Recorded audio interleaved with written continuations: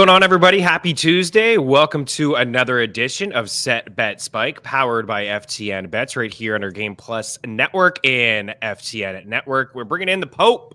Jeremy's in the house. Pope's FFH on the Twitter machine, FTN's own.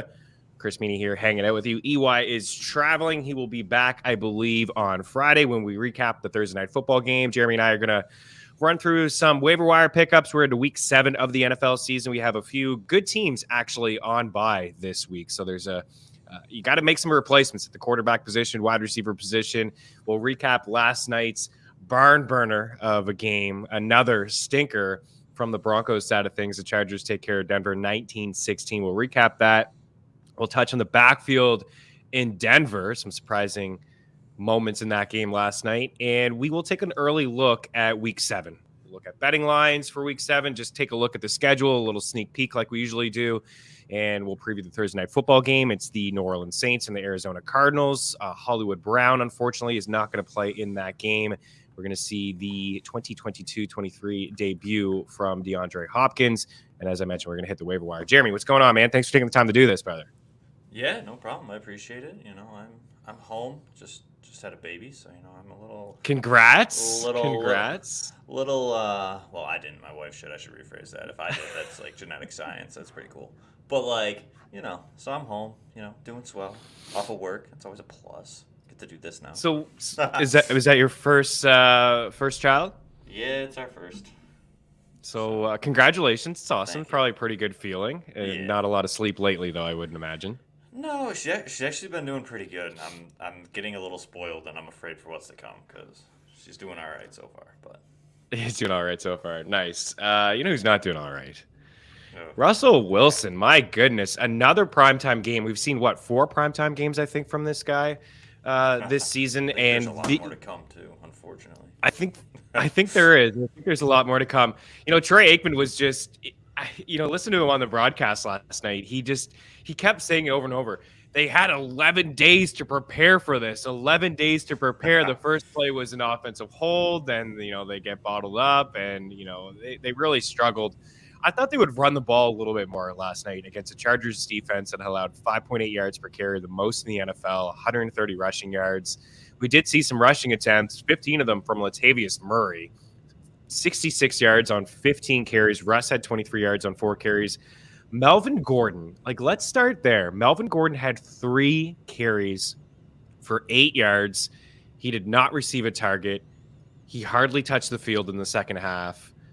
He was up against his former team in the Chargers. I know he's had some fumbling issues. I like Latavius as an experienced back, and I thought he'd cut in a little bit, Jeremy, but man, not that much off the hop in his first game as a Bronco. How concerned are you if you're a Melvin Gordon owner here today? I'm sweating. I mean, honestly, to be honest, we talked about it all off season that Gordon was going to come in and cut some away from Javonte Williams. The big question was just how much, and then he comes in now, and it's like, okay, Williams gets hurt. All right, Gordon's got this in the bag. He should be the 60-40 split of this, and Murray's going to see some of it. But instead, they handed literally, 90% of the carries almost? 15 of 23 for Murray? So that's concerning. In the first game, yeah. And it wasn't Gordon what didn't appear hurt. I mean, unless there's something that comes out that he was hurt. But, I mean, he was holding his helmet on the sidelines like he just fell to 3rd on the depth chart out of nowhere. So, I mean, the fumbling issues aren't great, so maybe that's part of the issue. Maybe the Broncos are just like, hey, let's see what Murray's got, see if he can at least hold on to the ball. And they do like Mike Boone out of the backfield as kind of a pass-catching option, but even he only saw 1 carry and a few targets, I think. It wasn't a lot. So, for me, yeah, so 2 total opportunities for Boone. So, to me, it seems like it's Murray's backfield, at least. Yeah, he played. No, I would agree, right? He played 27 of the 58 snaps. He ran 9 routes. He had 15 carries. He had 1 target. Mike Boone, to your point, 21 snaps, 12 routes run, 2 targets, 1 carry. Gordon, 9 snaps, 3 carries, and 5 runs. I don't know. Is he in the doghouse? He was good enough to kind of split touches a little bit with Javonte Williams. And I know in that final game, and maybe the 2 games, it was like the second half of Williams' first game, and then to start, unfortunately, with that injury, it looked like Gordon was kind of taking a back seat. But the fact that they brought him back and he's a veteran back and he, I know it's a different offense. I just really felt like, he was, like you said, he was going to get at least 60% of the touches. But if I always say this to people all the time, and we're going to get into waivers in a little bit. I know that the immediate reaction is going to be to drop. You're 8-team, 10-team league, fine. But what I've seen over the past couple of weeks, Jeremy, and following trends, and I know every league is different, and I understand that. And in Yahoo, when you look at the most drop, you say, no way would anybody drop that player in my league. But it happens. 8-team, 10 teams, probably more so than 12 and 14. But I have seen, and I know it's Breece Hall's backfield, but I've seen Michael Carter dropped, and then he showed up and had a couple scores in a game. I believe it was the one before Green Bay, where they rattled off some wins. I think it may have been against Steelers. Seen Kenneth Walker dropped, most dropped 3-4 weeks ago. Now he's a potential league winner, right? A guy that's going to touch the ball 20 times. This could be Latavius backfield, and go pick him up where you can. But if anything happens to him, like injuries just happen, right? Melvin Gordon would be, I don't know. I would just assume Gordon would get some work then too. So you're not starting this guy, but I think you're holding a deeper formats. Yeah, and they're both older. What is Murray? I think exactly. is he in his 30s? I'm not 100% sure. Yeah, I would believe I would believe he is. Yep, 32. So Latavius Murray's a 32-year-old running back, so he's even older than Melvin Gordon. So if you're worried about that, holding up, he hasn't played as much. He's kind of coming off a practice squad last week and exploded for New Orleans and then kind of got brought over here in the last couple of weeks. So, yeah, he's a little bit fresher, but I don't know. I feel like at this point, like you said, the deeper leagues, like what's going to be on the waiver wire? I know in my deeper 12-team leagues, like the running back waivers, you're getting the same guy you're dropping for Melvin Gordon. You're just going to be chasing the points of somebody that produced this week to try and add and hope that you're going to get the same next week. We saw it. Yeah. It's constant revolution with the running back. So for me, I'd probably just hold on to Gordon at this point unless there's a stud player. You need a wide receiver, especially with bye weeks coming up. We don't know. They obviously used all three of these guys to some extent. So would you drop Melvin for Latavius? You might have to. If you need a running back, to be honest, it feels like a sideways move, but it's very sideways. And for me, like I had down here on my recap was just the running backs are a steer clear warning for me moving forward. Like I just don't want any of it. This offense is just so bad. They faced the Chargers, who give up 32 points per week to the running back position, and Murray was only able to get 7.4 as the lead guy, touching the ball almost 20 times. So they're just not that good. Unless they fall in the end zone, these guys are not a good option. And it's obviously in a deeper league, if you have to, maybe one of these guys is a flex play just because of the opportunities.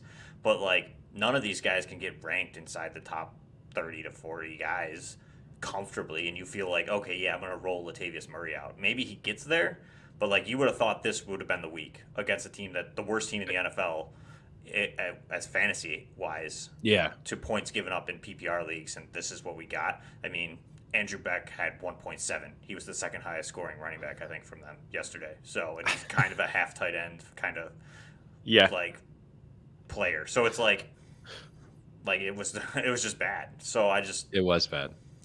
Unless you're desperate, maybe. But I would probably drop. That's tough. I don't know. I was able to add Murray on top of Gordon in some of my leagues. You know what I mean? If you have someone that goes to IR or out, I would do that. I just feel like I'm not going to drop Gordon for Murray because I still think, personally, I think Gordon's better. He just can't hold on to the football.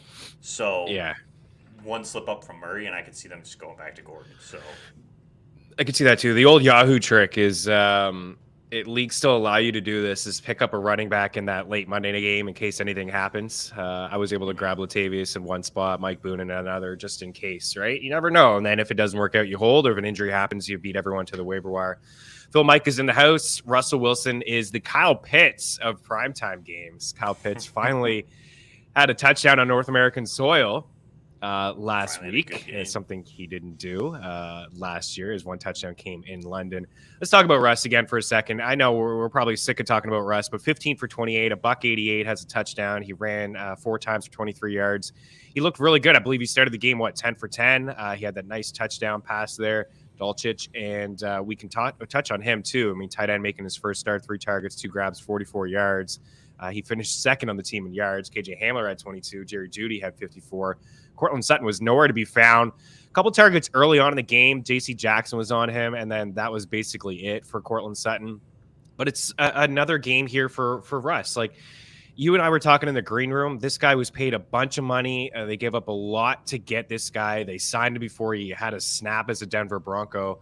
And this team is, I mean, they're not scoring any points. I feel like they're at 16 points per game. I think it's the lowest total per game they've been at since 2007, I think I saw last night during the game. Man, it is bad. I kind of joked 3 weeks ago that I would start Trevor Lawrence over him the rest of the way. It's not a joke anymore.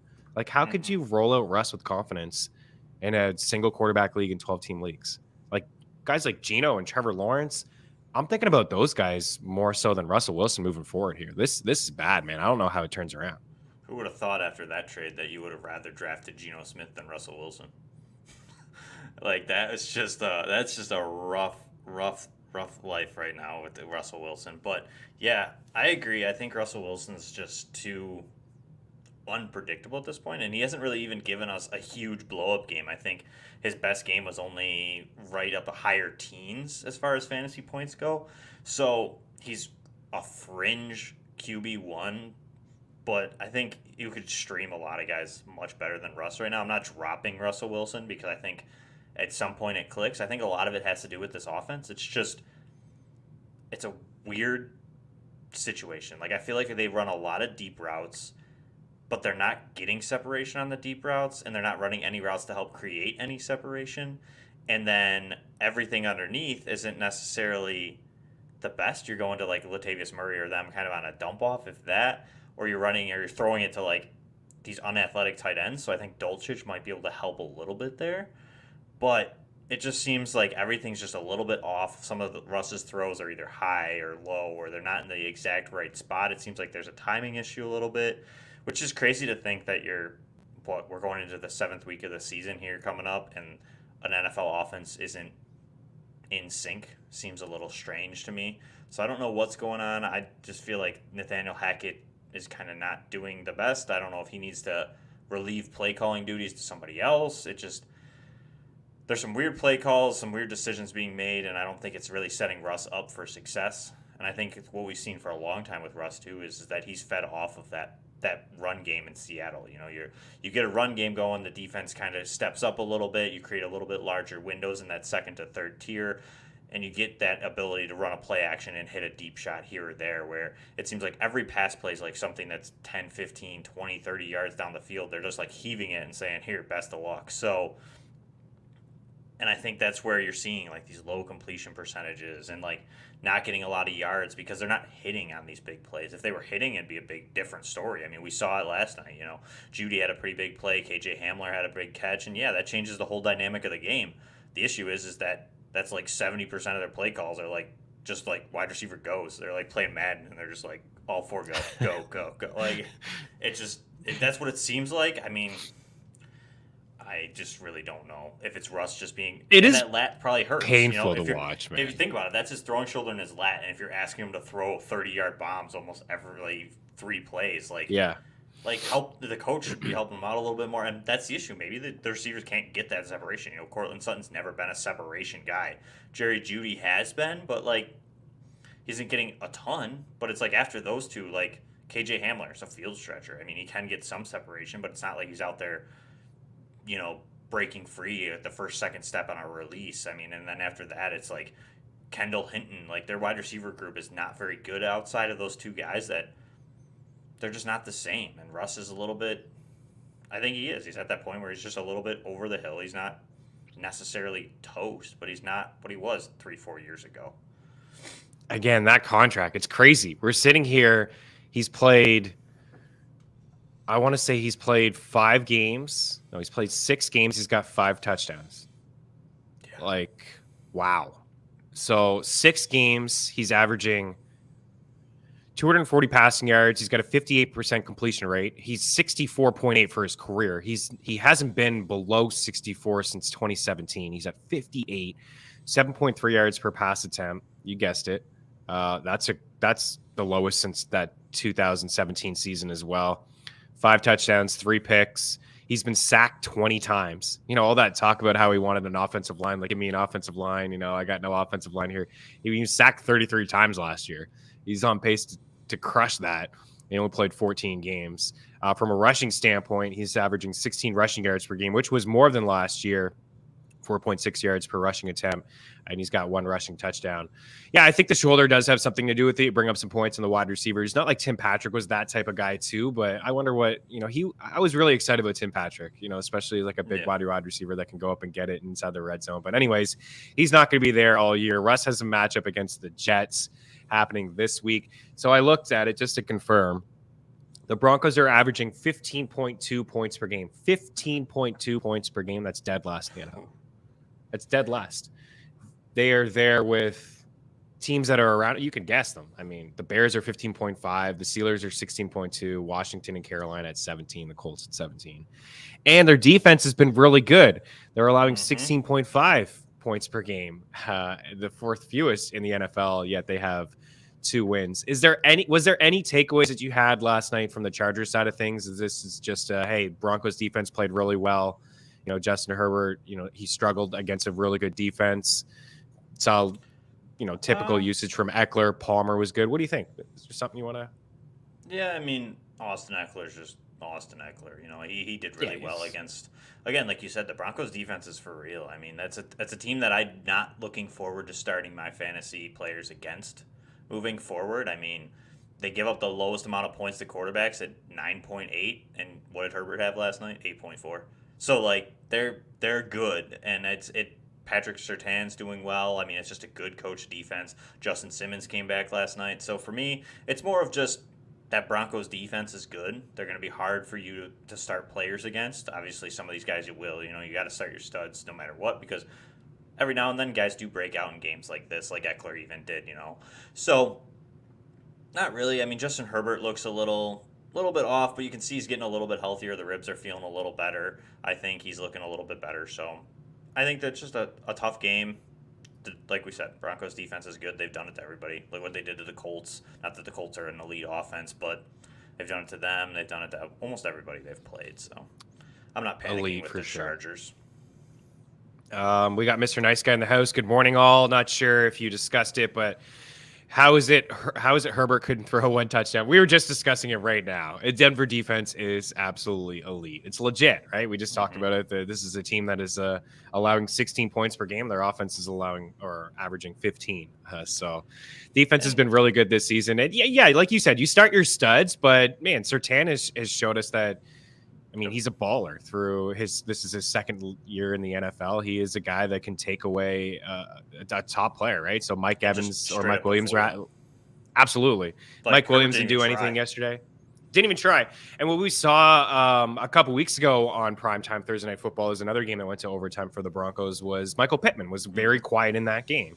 And then we saw a lot of Alec Pierce, and Matt Ryan said, you know what, screw it, I'm not going your way. And then all of a sudden, Surtain went over and started covering Alec Pierce towards the end of that game, and then Mike Williams with the big dud. And I think that's part of why we saw, Palmer with 12 targets, 9 grabs, Austin Eckler, 16 targets and 10 grabs last night as well. And then this is why we have Phil Mike in the house saying they overuse Eckler. I say this as someone who lost by 1.6 points. Well, I mean, when he's that good, why wouldn't you? I mean, that's my opinion. What do you got behind him? Josh Kelly's looked okay, but, he's still not anywhere near Austin Eckler. I think Isaiah Spiller didn't pan out as well as they thought in year 1 here, obviously being a healthy scratch most of the season. But I think one takeaway you could take is, again, with the Broncos is, you don't want to start guys against them, but it seems like that second wide receiver position has been pretty money. Alec Pierce, like you mentioned, had a double-digit game. Palmer with 14. They're not getting a ton of yards. They might not be scoring touchdowns, but if you're playing in PPR, they're seeing those 12, 13 targets in these games because they are avoiding Surtain. So that could be a good takeaway if you want more so on the Broncos defense. So, you see a bad matchup, but maybe you have, they have the Jets this week. So, like, maybe this is a week that you see Corey Davis again has a big game, because we saw last week Jair Alexander covered Garrett Wilson. So I'm going to assume Surtain's going to get that job this week. So I think it'd be a quiet Wilson week, and you might see Corey Davis, or even we might see Elijah Moore get more than 0 targets this week. Oh, wow. Elijah Moore might get 1 target. Wow. He might get 1 fantasy point, guys. That would be fantastic. But yeah, the Jets defense pretty good too, right? They got some players, man, on both sides of the football. I love that Sauce Gardner. Like, he is. I like the swag he's too. Real good. Oh man, another one that people are supporting. Lambeau. Yeah. Yes.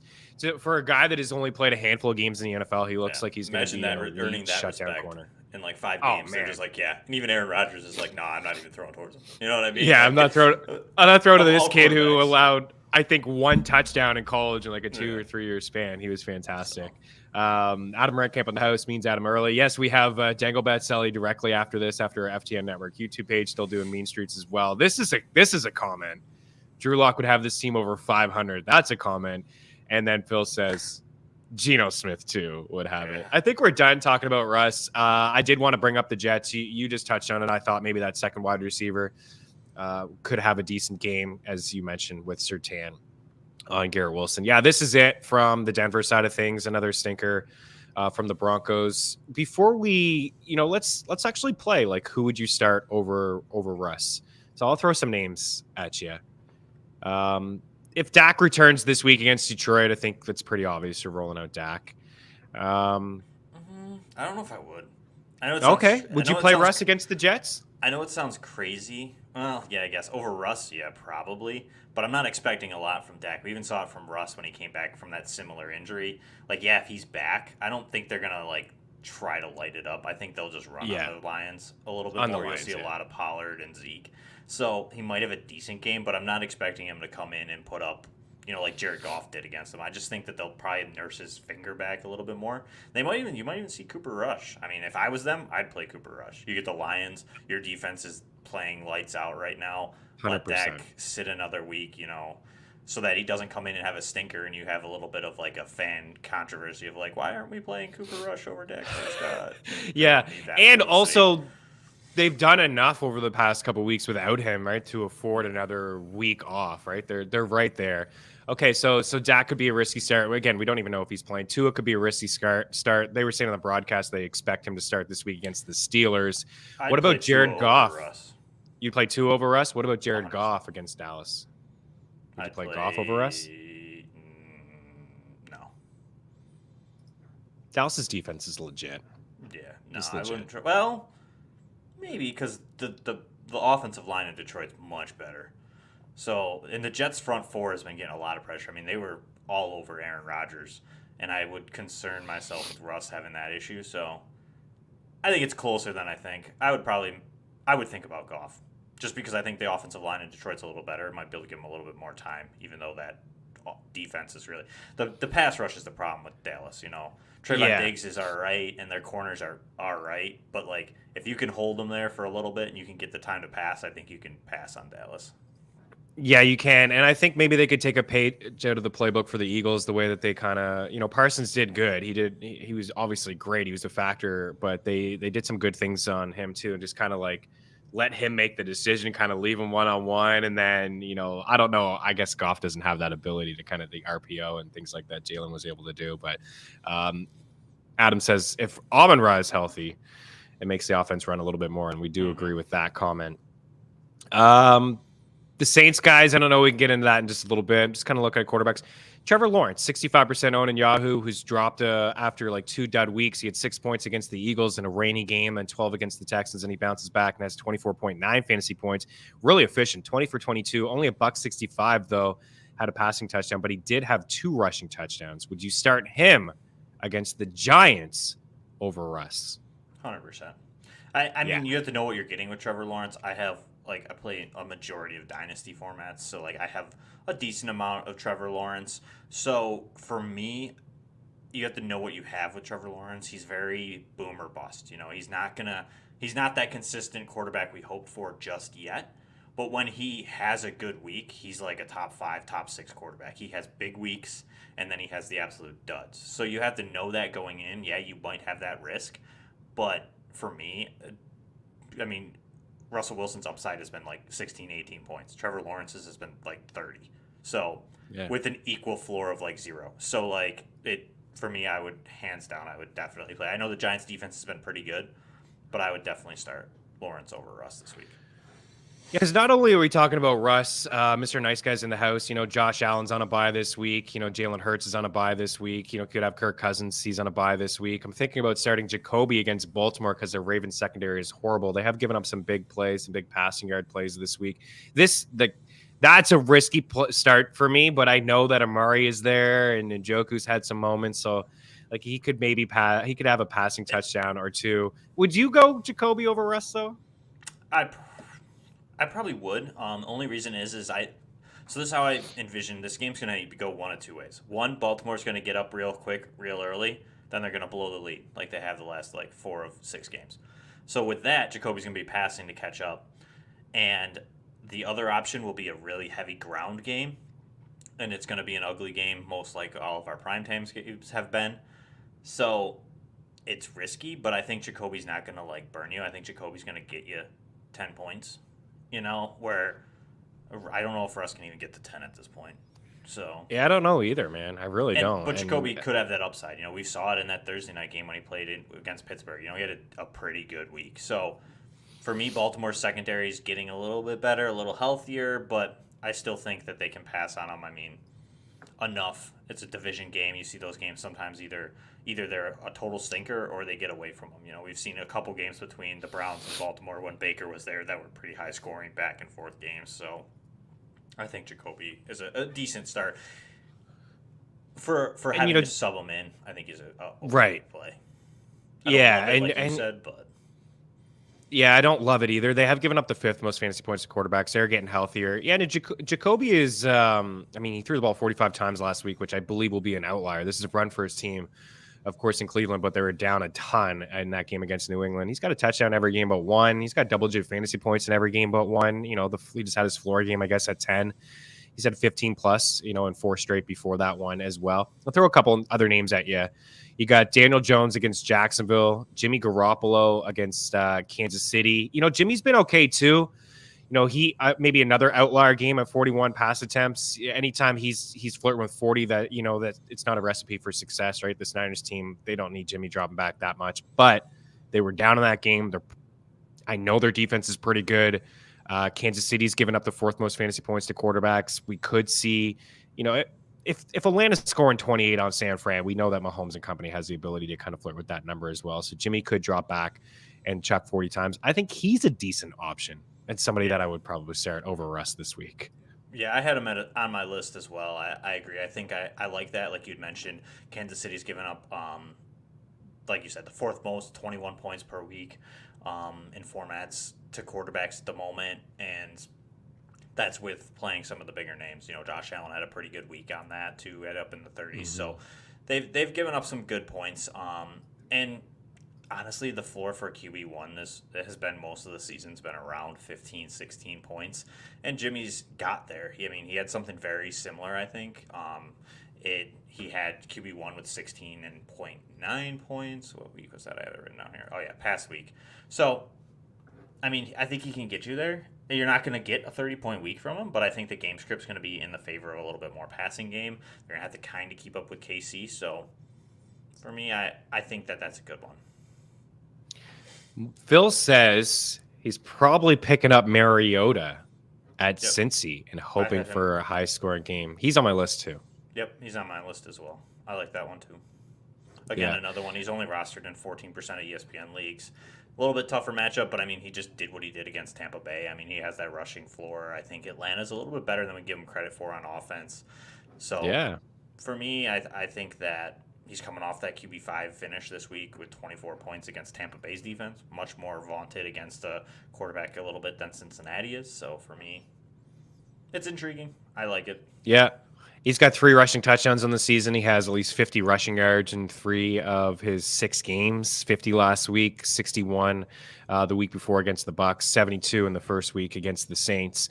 And he still has weapons there. Where Kyle Pitts is not doing a whole lot, but maybe he starts to trend up in this offense, and of course Drake London as well.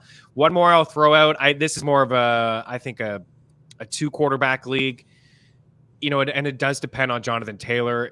Matt Ryan threw the ball 58 times last week. It's his second game where he's thrown the ball 50-plus times. He had 41 attempts against Denver. He hasn't looked that great. I understand that. But the game against the Titans in week 4, which he'll get the Titans this week, he had 356 passing yards and 2 touchdowns. He just threw for 389 yards and 3 touchdowns. I think a lot of the names discussed earlier, I would start over him in a single quarterback league. Jimmy's actually one of my favorites to roll out, but in a 2 quarterback league, I personally was playing Carson Wentz in a 2 quarterback league. We just talked about some of the quarterbacks on a bye. Wentz is going to miss some time. So I think, and as we talk about it, Mr. Nice Guy says, I could swoop up Matt Ryan. Any interest in him this week? I'd like to know who else is available, Mr. Nice Guy, some of the other names that we've discussed, but what do you think about Matt Ryan maybe in a 2 quarterback league this week? As long as Pittman is healthy and he's there, I was surprised that Jackson caught a bunch of balls out of the backfield. That was shocking. I'm not totally surprised. I mean, that's Matt Ryan. But, I guess so, yeah. I think we're aligned. We might be, twins that we didn't know about. Because, literally my list was Mariota, Garoppolo, and Ryan for quarterback streams. So, again, another guy that's not rostered in a lot. He's coming off the 27 points this week, which is QB2 for the week. A big game that he had this week. Last week, or a couple weeks ago, he had already put up 17 against this Titans defense. So for me, I think if they get JT back, or at least Deion Jackson or Hines, as long as some of these guys can go, I think that's obviously a key. But we saw it,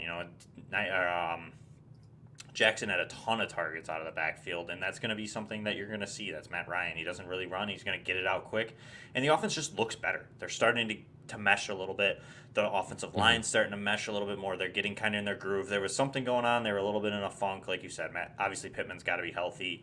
But Pittman, Pierce have been kind of stepping in their own. We even saw a little blurb game there from Paris Campbell. I like it. I don't think the Titans' defense is as good as they have been in years past. So, for me, they're definitely always been a team you can pass on. So, these games, too, tend to be a little bit higher scoring. Not necessarily higher scoring, but a lot of almost offense. Yeah. They don't always score points. They kind of turn into field goals a lot of times in these games. But it seems like the Colts and Titans go up and down on the field on each other. So, for me, I'm in on Matt Ryan, especially depending on, just because, like you said, there's a lot of people are going to need streams this week because a lot of the bigger top quarterbacks are there. Like you mentioned, Cousins, Allen, Hurts. I don't even know. I think there's a couple more that are on buys this week that. Yeah, we got Buffalo. We got. There's Hurts. The top wide receivers too, right? We have Buffalo, the Rams, the Vikings, and the Eagles. We have obviously Allen and Hurts.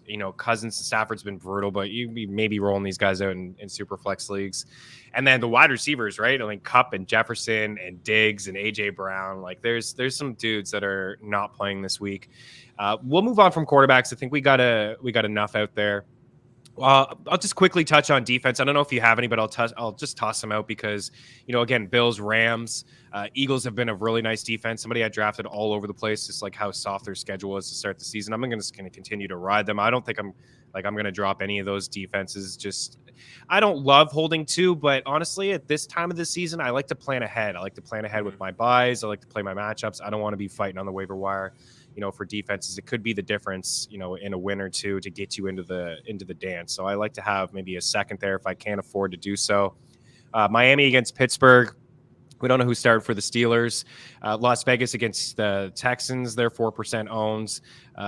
They're interesting. They're okay.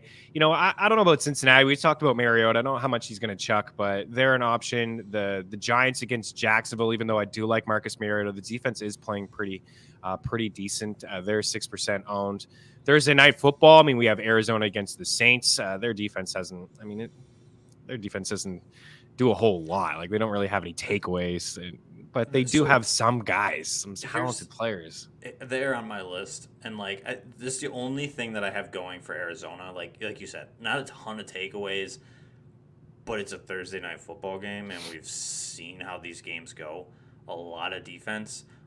So depending on how your defensive points are structured, like if you get points for how many points are scored against you, this might be a good one because you might get another one of those like 12-9 games, unfortunately, because the Saints aren't going to have anybody out there. Thomas, I believe, most likely is going to be out. He misses practice on Monday. I think Landry's still not practicing. I think it's going to be possibly Chris Olave if he's healthy. And then again, that trio of Traquan Smith, Marcus Callaway. Just these guys that aren't overly great. So it's probably going to be a lot of Alvin Kamara, but I don't know. I think that the Cardinals are going to be able to throw on the Saints because their defense is not as good as it's kind of been in the past. So for me, I'm intrigued. If you're desperate, I feel like not desperate, but like if you want to throw a dart throw, I think the Cardinals defense could actually be.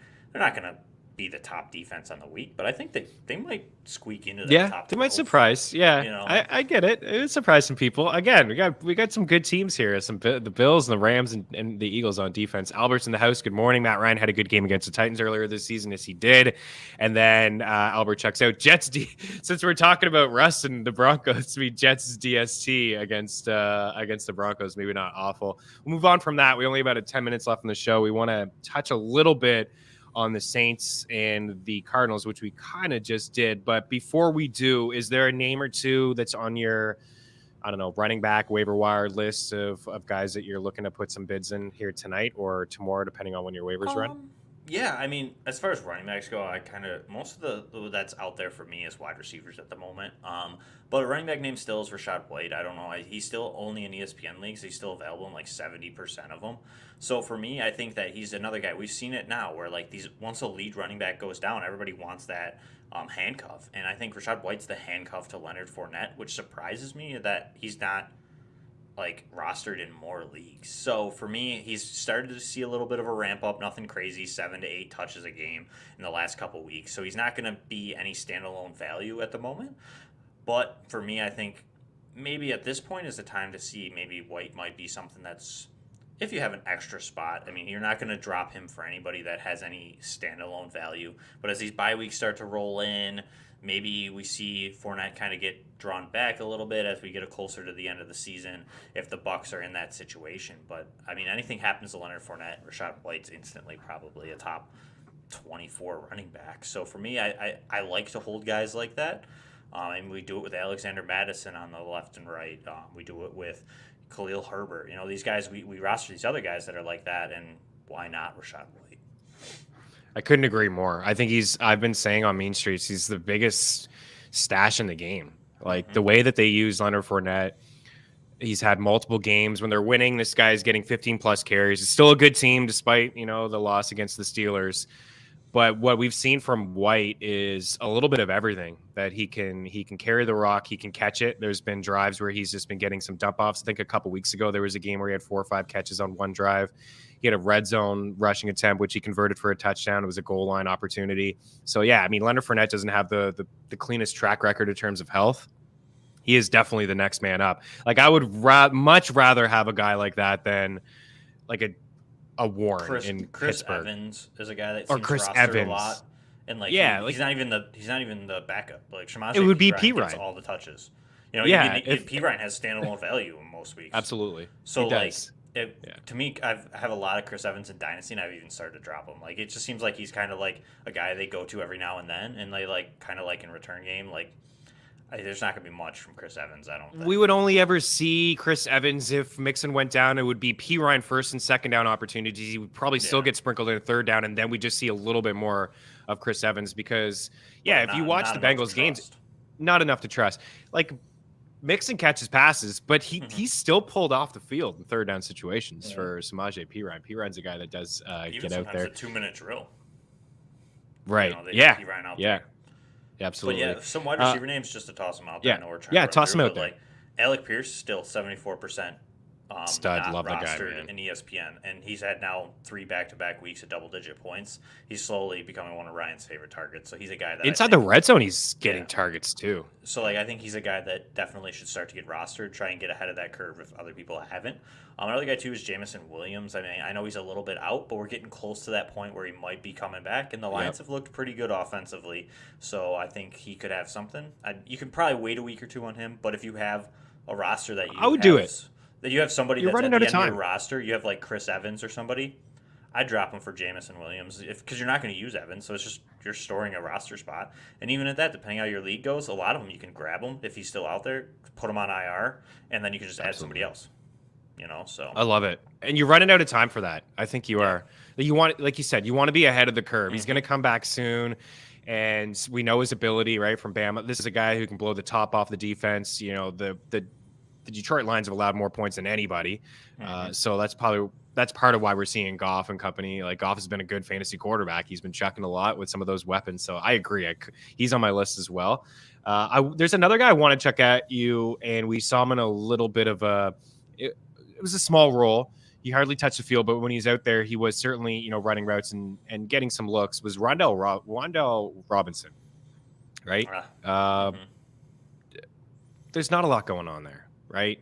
I know it's like you're probably not going to feel great about starting this guy this week, and maybe it's just a stash, but the Giants really don't have much. Kadarius Toney, it's like one hamstring, the other hamstring. Darius Slayton, people getting excited about him. Like, other guys are out there, but this is somebody that, and clearly Daboll has this Giants team playing really well. I'd say he's the coach of the year after the first few weeks of the season. They got one loss.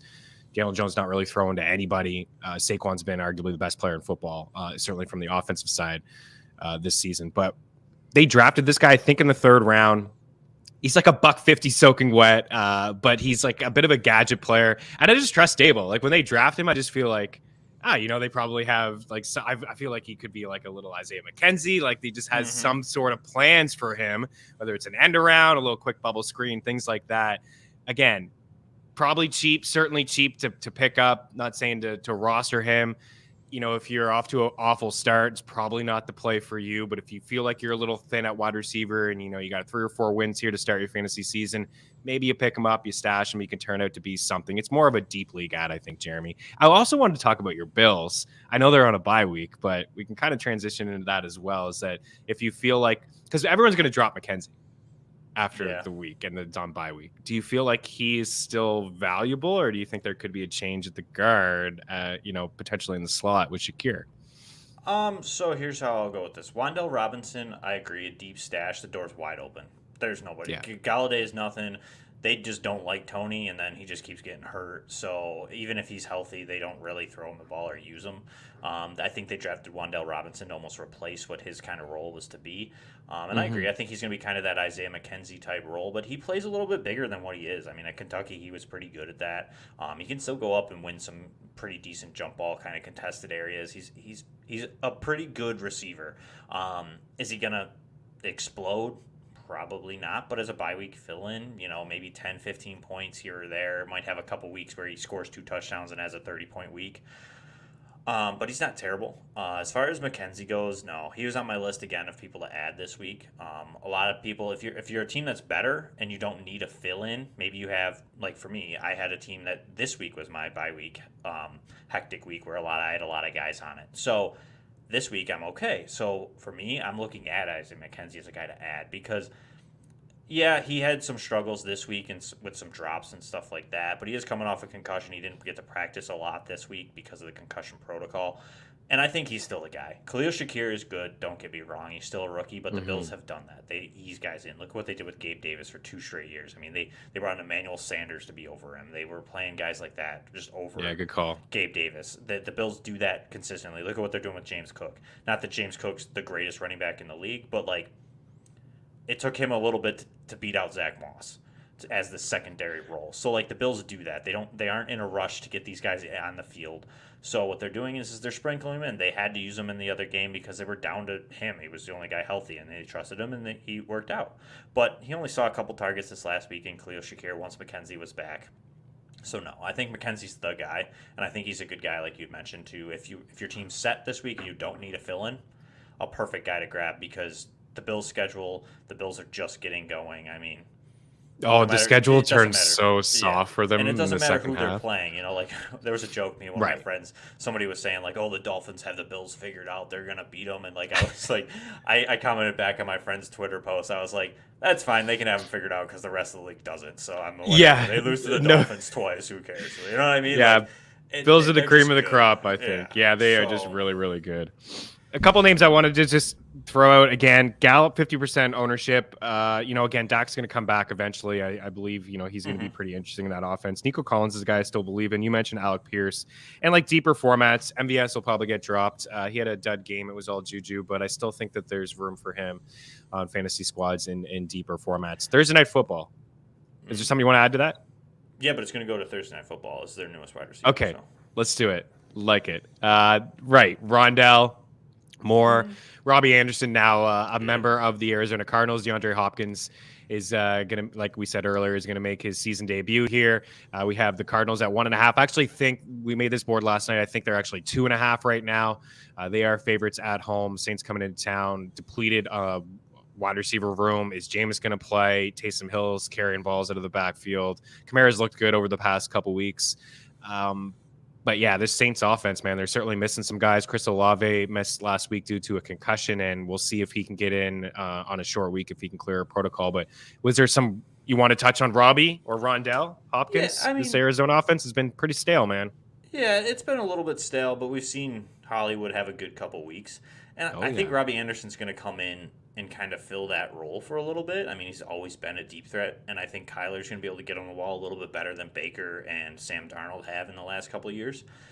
D-Hop's obviously going to be the guy, but if you have the room, I mean, he's available in a ton of leagues, and I'd be interested to see, like, I'm not going out there and spending a ton of fab money, or, like, if I have a top waiver priority, probably not. But if I have, like, the 10th or 12th and, like, my team's doing pretty good, I've been holding Robbie Anderson just because I think that he could have a couple blow-up games here. And if Brown is gone for the season, he'll have some blow-up games. It's going to be, once Hop's back, that's going to change the whole dynamic of that offense, I think. I think they get a little bit more in sync. Even at that, if Brown's not, like, A.J. Green's over the hill, Rondell Moore kind of sees these little dink and dunk targets. I think Anderson could have a decent role in a much better offense than Carolina, even though it's been stagnant. I agree, actually. Robbie, he showed us something week one. I think everyone got excited. I think he did more in week one than he did, I feel like, all of the year before. Right. But, Hollywood's been really good as a deep threat guy inside this offense. Yeah, man, it's so poor. I have so much Hollywood, man. I'm just bummed for him because he was, like, really good inside this offense with his old college quarterback and Kyler. They were certainly on had a rapport with each other. And then Hopkins was going to come back this week. And they just had, I think they're 3-8. Over the last year and a half without Hopkins, and Kyler's really struggled overall without him. Just adding a guy like him and then Hollywood across from him, I was really excited about that. But yeah, Robbie could play as the deep threat guy. And then before we get out of here, I'm not suggesting like starting Keontae Ingram or anything like that, but Kingsbury says Darrell Williams doesn't expect him to play this week. Benjamin got a lot of touches. Like, in the bet tracker, we had him over 3.5 grabs. He had 3, unfortunately didn't get that, but had the over in his carries. He had 15. He was not efficient at all, only 37 yards. Now he goes up against a tough run defense in the Saints. He missed practice yesterday due to a foot injury. I think he's going to be fine, but you may want to have like Ingram on your short list as a guy to potentially pick up in case you are a James Conner owner, in case you are, an Benjamin owner. And, I don't know, everybody out there could be in tough spots. I'm not saying that he's a good start this week. In fact, I don't think he is, even if the backfield was his. But at the same time, if the backfield is his, he may touch the ball 15 plus times, and volume is king, right? He might, but I also think this is a get-right game for Arizona. As much as New Orleans has been a vaunted defense in the past, they are not right now. They just gave up the top finish this week to Joe Burrow. In Week 5, they gave Geno Smith a top 4 finish. They've had 3 top 12 finishes. They've given up the 11th most points to quarterbacks right now, as well as they've also given up 3 wide receiver 1 weeks, 4 top 2 finishes, to wide receivers, and given up the 7th most points to wide receivers at the moment. So for me, I think this is a game that you could see D-Hop come in and have a huge game in return, Anderson could have a big game. Rondell Moore, guys like that is where I'm looking, especially because the Saints have also given up the second lowest to tight ends. So they have nobody's finished in the top 12 against them yet this season. So for me, Zach Ertz could maybe break that mold. He's a little bit more in that upper echelon of tight end. But for me, I think that this could be a game that you just see the Cardinals just throw on them and put up a ton of points and not really run the ball. You know what I mean? Stay away, maybe that short passing game with Rondell Moore and see some of Benjamin. But I get it. Ingram as like a handcuff, roster him if you can. I would agree with that. But I'm not looking to start him like you said. No. Or even Benjamin. I'm not. This run defense. That's their best part of this defense. Exactly. That's where I think Kyler Murray could come in and just light it up. Have a good, a more normal Kyler Murray game could be in store on this Thursday night. Absolutely. High upside. I like it. Jeremy, fantastic stuff. We do have to get out of here. Nick, we know we touched a lot, actually longer than I thought we would do. Kind of played a little game, Russ or this guy. I think we both agree that we would play both of those guys over Russ. Certainly Jimmy G. I personally would play Jimmy G over Russ, and even Goff in a tough matchup against Dallas. And the artists, what's going on? Well, Crosby burned you last night. It burned everybody. We got some hockey talk here at FTN Network in about 10 minutes. Neil Parker is going to join me. We'll run through the slate. And then Adam saying he doesn't trust Kyler and Cliff more than just Russ and Hackett. It's been weird. There's been a disconnect with Cliff, and they haven't been scoring points in the first half. Maybe they figure it out here with Hopkins. You'd be surprised how much Hopkins matters to that team. Absolutely. I think we'll see this offense start to turn up a little bit, but we do feel for Hollywood Brown. Jeremy Popes, FFH on the Twitter machine. Fantastic stuff for us over at FTN. Check for him over at ftnfantasy.com, FTN Bets, FTN Daily, and here on our FTN Network YouTube page. Appreciate you guys hanging out. We'll say goodbye to Game Plus. If you have any questions, Jeremy's great. He does a start and sit things on the weekend on Twitter, so give him a follow. He's a fantastic follow. He'll help you out throughout your fantasy football run to a championship. So from Jeremy and myself, Chris Meaney, and everybody over at Game Plus Network, we appreciate you. Thanks for taking the time to hang out. Good luck with all your waiver wire claims, and we'll be back on Friday. Cheers.